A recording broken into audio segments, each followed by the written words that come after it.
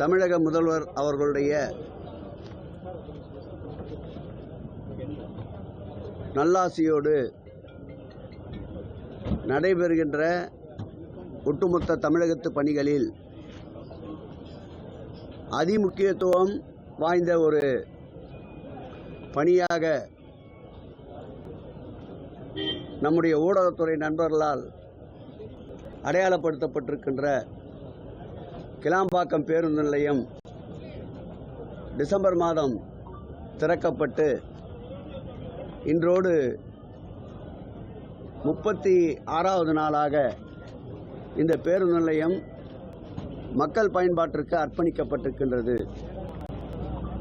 இந்த பேருந்து நிலையத்தை கட்டுவதற்கு திட்டமிடப்பட்ட போது மக்களுடைய தேவைகளை அறிந்து அதற்குண்டான திட்டமிடல் இல்லாததால் ஆட்சி மாற்றத்திற்கு பிறகு கடந்த 2.5 ஆண்டுகளாக திட்டத்தில் சேர்க்கப்படாத பல்வேறு புதிய பணிகளை மேற்கொண்டும்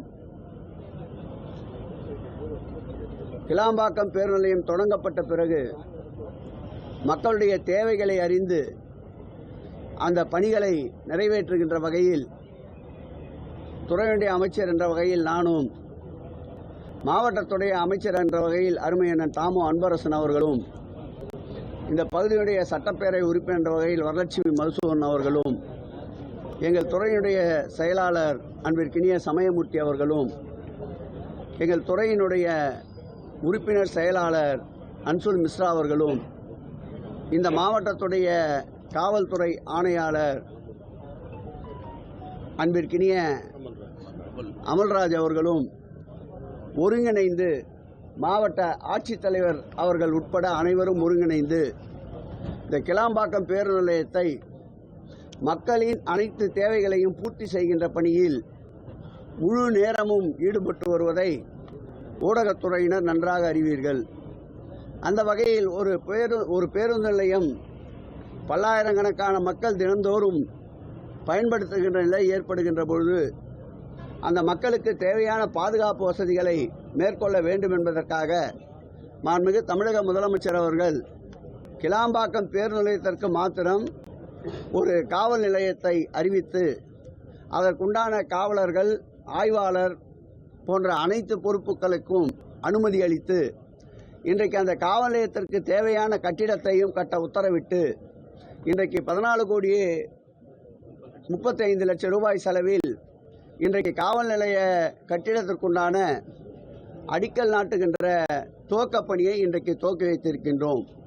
இந்த காவல் நிலையத்தை பொறுத்தளவில் நம்முடைய காவல் ஆணையாளர் அவர்கள் நேரடியாகவே ஒரு காவல் நிலையம் என்றால் இப்படித்தான் இருக்க வேண்டும் என்ற அடிப்படையில் புதிய முறையில் இந்த காவல் நிலையத்தை நல்ல பயன்பாட்டிற்கு பொதுமக்களும் காவலர்களுக்கும் தேவையான அடிப்படை வசதிகளோடு இந்த காவல் நிலையம் உருவாக இருக்கின்றது.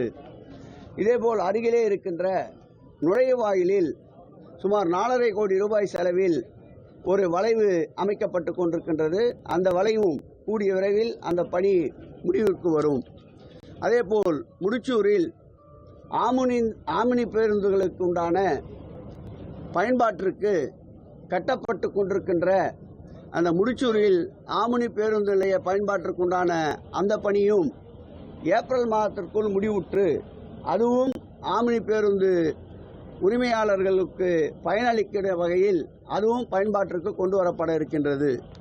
இந்த பேருந்து நிலையம் துவக்கத்தின் போது இருந்த பல்வேறு சூழ்நிலைகள் இந்த பேருந்து நிலையம் துவக்கப்பட்ட பிறகு மக்கள் பயன்பாட்டிற்கு வந்த பிறகு மக்களுக்கு தேவைப்படுகின்ற பல்வேறு அடிப்படை வசதிகள் முழுமையான அளவிற்கு நிறைவேற்றப்படவில்லை என்றாலும் தேவைகளை அறிந்து உடனுக்குடன் அந்த தேவைகளை நிறைவேற்றி கொண்டிருக்கின்ற ஒரு அரசாக, மக்கள் நலன் கொண்ட அரசாக மாண்புமிகு தமிழக முதல்வர் அவர்களும் கிளாம்பாக்கம் பேருந்து நிலையத்தில் பயணிக்கக்கூடிய அந்த பயணியருடைய தேவைகளை நிறைவேற்ற வேண்டும் என்று உத்தரவிட்டிருக்கின்ற இரவு பகல் என்று எடுத்துக்கொள்ளாமல் அனைத்து நேரங்களிலும் இந்த கிளாம்பாக்கம் பேருந்து நிலையத்தில் ஆய்வுகளை மேற்கொண்டு நல்ல முறையில் அரசுக்கு ஒரு பெயர் கிடைப்பதற்கு உறுதியாக இருந்த துறையினுடைய செயலாளர் அதேபோல் இந்த மாவட்டத்துடைய ஆணையாளர், அதேபோல் துறையினுடைய உறுப்பினர் செயலாளர், போக்குவரத்து துறை செயலாளர், போக்குவரத்து துறையினுடைய எம்டி ஆகியோர்களுக்கு எங்களுடைய துறையின் சார்பில் இந்த நேரத்தில் நன்றி சொல்வதை மகிழ்ச்சியாக கருதுகிறோம். சார், இந்த மலிவு விலை உணவகம் வேணும்னு வெகு விரைவில் அதற்குண்டான ஏற்பாடுகள் நடைபெற்றுக் கொண்டிருக்கின்றன. மாவட்டத்துடைய அமைச்சரும் தொடர்ந்து அதை வற்புறுத்தி கொண்டிருக்கின்றார். நானும் துறையுடைய செயலாளர் மற்றும் உறுப்பினர் செயலாளர், இந்த இடத்திற்கு நியமிக்கப்பட்டிருக்கின்ற சிஇஓ பார்த்திபன் அவர்களும் இது குறித்து 2 முறை கலந்தாலோசனை செய்திருக்கின்றோம். வெகு விரைவில் உணவகத்தை ஏற்படுத்தி தருவோம். அது விலை குறைவான தரமான உணவாக இருக்கும். பேருந்து நிலையத்தில் இருக்கிற வியாபாரிகளுக்கு மாற்று ஏதாவது பண்ணியிருக்கோமா? நிச்சயமாக கோயம்பேடு பேருந்து நிலையத்தை பொறுத்தளவில் நாங்கள் பேருந்து நிலையத்தை அங்கிருந்து இங்கு மாற்றுகின்ற பொழுது ஒட்டுமொத்தமாக 32 கடைகள் தான் பயன்பாட்டில் இருந்தன. அந்த 32 கடைகளுக்கு உரிமையாளர்களை கணக்கிட்டால் மொத்தமே 11 பேர் தான் உரிமையாளர்கள் இருந்தார்கள். அவர்களுக்கு மாற்று இடங்களை இங்கே கடைகளை சலுகை விலையில் அளிக்க வேண்டும் என்று துறையினுடைய செயலாளரும் உறுப்பினரும் அவர்களுக்கு தொடர்ந்து வற்புறுத்தி கொண்டிருப்பதால் அவர்களும் இந்த கிளாம்பாக்கம் பேருந்து நிலையத்தை மெயின்டெனன்ஸ்க்கு எடுத்திருக்கின்ற பிஜிஏ நிறுவனமும் இணைந்து அவர்களுக்கு சகாய விலையில் இந்த கடைகளை ஒதுக்கீடு செய்து அவருடைய வாழ்வாதாரத்தையும் பாதுகாக்கின்ற நடவடிக்கையில் ஈடுபட்டிருக்கின்றோம்.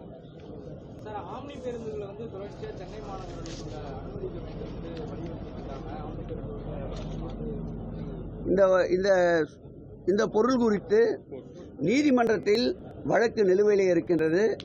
புதன்கிழமை நீதிமன்றத்தில் இந்த வழக்கு வருகின்றது. நீதிமன்ற உத்தரவுக்கேற்ப ஏற்கனவே ஆமினி பேருந்து உரிமையாளர்களை அழைத்து துறையினுடைய எங்கள் செயலாளர், உறுப்பினர் செயலாளர், போக்குவரத்து துறையினுடைய ஆணையாளர், செயலாளர் ஆகியோர்கள் கலந்தாய்வு கூட்டத்தை நடத்தியிருக்கின்றார்கள். கூட்டத்தில் எடுக்கப்பட்ட நடவடிக்கைகளையும் அவர்களுடைய கோரிக்கைகளையும் எங்களுடைய முடிவுகளையும் கனம் நீதிபதி அவர்களிடம் தெரிவிக்க இருக்கின்றோம்.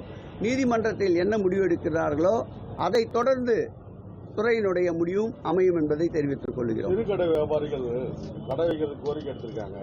கடந்த வாரத்தோட அமைச்சர் சிவசேகரன் காலெல்லாம் விழுந்து எங்களுக்கு சிறுகடை வியாபாரிகள், எங்களுக்கு தாம்பரம் பெருங்குளத்தூர்ல இருந்த நாங்கெல்லாம் எங்களுக்கு வாழ்வாதாரம் இல்லாமல் இருக்கும், 300 குடும்பத்துக்கு மேல இருக்கும் அப்படின்னு கோரிக்கை வச்சிருக்காங்க. அங்க 300 கடைகளுக்கு மேலாக எல்லாம் கோயம்பேட்டில் இல்லை. ஒன்றே ஒன்று புரிந்து கொள்ள வேண்டும். கோயம்பேடு பேருந்து நிலையம் 2002ஆம் ஆண்டு திறக்கப்படுகின்ற பொழுது ஏற்பட்ட புகார்கள், அன்றைக்கு நாளிதழில் வந்த செய்திகள், அன்றைக்கு இவ்வளவு ஊடகங்கள் இல்லை என்றாலும் அன்றைக்கு இருந்த ஊடகங்கள் வந்த செய்திகளை நீங்கள் சற்று திரும்பி பார்க்க வேண்டும். கிட்டத்தட்ட 7 ஆண்டுகளுக்கு பிறகுதான் அங்கே ஆமினி பேருந்துகளே இயக்கப்பட்டது. அந்த பேருந்து நிலையம் துவக்கப்படுகின்ற பொழுது பார்த்தால் திட்டமிடல் இல்லாததால் வருகின்றவர்கள் எல்லாம் புகார்கள் சொல்லியே மாய்ந்து போனார்கள். குறிப்பாக கழிப்பிட வசதி இல்லை, குடிநீர் வசதி இல்லை, மருத்துவமனை இல்லை, உணவகங்கள் இல்லை, தேநீர் விடுதி இல்லை, எந்த விதமான அடிப்படை தேவைகளும் இல்லை என்று கிட்டத்தட்ட ஓராண்டுக்கு மேலாக செய்திகளை இதே ஊடகத்துறை தான் பிரசுரித்தன. ஆனால் இந்த ஆட்சியினுடைய திறமை, திராவிட மாடல் ஆட்சியினுடைய செயல்பாடுகள், இந்த பேருந்து நிலையம் திறக்கப்பட்டு 35 நாட்களுக்குள்ளாகவே தேவையான 90% அளவிற்கு மக்களுடைய, பயணிகளுடைய அடிப்படை தேவைகளை நிறைவேற்றியிருக்கின்றோம். இன்னும் வருங்காலத்தில் கூடுதலாக போக்குவரத்து ஏற்படும் என்பதை கருத்தில் கொண்டு இங்கே கிளாம்பாக்கத்திலே ஒரு ரயில் நிலையம் அமைப்பதற்கு 20 கோடி ரூபாயை துறை ஒதுக்கி இருக்கின்றது. அதேபோல் நடை மேம்பாலம் அமைப்பதற்கு 70 கோடி ரூபாயை துறை ஒதுக்கி இருக்கின்றது. நில ஆர்ஜிதம் செய்கின்ற பணிகள் மேற்கொள்ளப்பட்டு வருகின்றன. அதேபோல் நம்முடைய தேசிய நெடுஞ்சாலையில் ஒரு ஓவர் பிரிட்ஜ் ஒன்று அமைப்பதற்குண்டான கருத்துருகளை வாங்கி துறையினுடைய செயலாளர், உறுப்பினர், நம்முடைய காவல்துறை ஆணையாளர் அவர்கள் ஒருங்கிணைந்து அந்த பணிகளையும் மேற்கொண்டு வருகின்றார்கள். இந்த பணிகள் எதுவுமே கிளாம்பாக்கம் பேருந்து நிலையத்திற்கு வடிவமைக்கப்பட்ட போது இந்த பணிகள் எதுவுமே இணைக்கப்படவில்லை. இந்த பணிகள் அனைத்துமே இந்த ஆட்சி ஏற்பட்ட பிறகுதான் திட்டமிட்டு இந்த பணிகளை மேற்கொண்டு வருகின்றோம். அதேபோல் பருவமழை காலங்களில் தேங்குகின்ற நீரை வெளியேற்றுவதற்குண்டான எந்த அமைப்பையும் உருவாக்கவில்லை. இந்த ஆட்சி ஏற்பட்ட பிறகுதான் சுமார் 1200 மீட்டர் அளவிற்கு மழைநீர் வடிகால்களை 2 மாதங்களில் அமைத்து பெருமழை காலங்களில் போக்குவரத்துக்கும் பயணிகளுக்கும் எந்த தர்ம சங்கடத்தையும் உண்டாக்கக்கூடாது என்பதற்காக அமைத்து தந்திருக்கின்றோம். இந்த ஆட்சி ஏற்பட்ட பிறகுதான் காலநிலை பூங்காவிற்கு இங்கே அடிக்கல் நாட்டி இருக்கின்றோம். இந்த ஆட்சி ஏற்பட்ட பிறகுதான் நீரேற்று பூங்காவை உருவாக்கி தந்திருக்கின்றோம். இப்படி பல விஷயங்களை இந்த கிளாம்பாக்கம் பேருந்து நிலையத்தில் கடந்த காலங்களில் திட்டமிடாத அனைத்து பணிகளையும் இந்த ஆட்சி ஏற்பட்ட பிறகுதான் துவக்கி இருக்கின்றோம், நடைபெற்று கொண்டிருக்கின்றது. இன்னும் பயணிகளுடைய தேவைகள் இருந்தால் அதையும் நிறைவு செய்வதற்குண்டான அனைத்து பணிகளும் மேற்கொள்ளப்பட்டு வருகின்றன. தயவு செய்து கடந்த காலங்களை ஒரு கணம் திரும்பி பாருங்கள். கடந்த காலங்களைப் போல் இல்லாமல் இந்த காலம் 8 கால் பாய்ச்சலிலே அனைத்து பணிகளும் துரிதமாக நடைபெற்று கொண்டிருக்கின்றன. மாவட்ட அமைச்சரும் எங்கள் சட்டமன்ற உறுப்பினரும் அதிகாரிகளும் தொடர்ந்து இந்த பணிகளுக்குண்டான அனைத்து உதவிகளையும் செய்து கொண்டு வருகின்றார்கள். ஏடிஎம் நீங்கள் எதிர்பார்க்கின்ற ஏடிஎம் ஒன்றல்ல 3-4 வெகு விரைவில் இங்கே கொண்டு வருவோம். அதற்குண்டான கலந்தாய்வுகளும் நடைபெற்று கொண்டிருக்கின்றன. பல வங்கிகள் விருப்பத்திற்கு மனு தந்திருக்கின்றார்கள். அதை பரிசீலித்து நல்ல வகையில் வாடிக்கையாளர்களுக்கு நல்ல முறையில் யார் பயன்படுகிறார்களோ அவர்களுக்கு இங்கே ஏடிஎம் அமைப்பதற்கு பிஜிஐ நிறுவனத்தோடு கலந்து ஆலோசித்து வெகு விரைவில் இங்கே கொண்டு வருவோம்.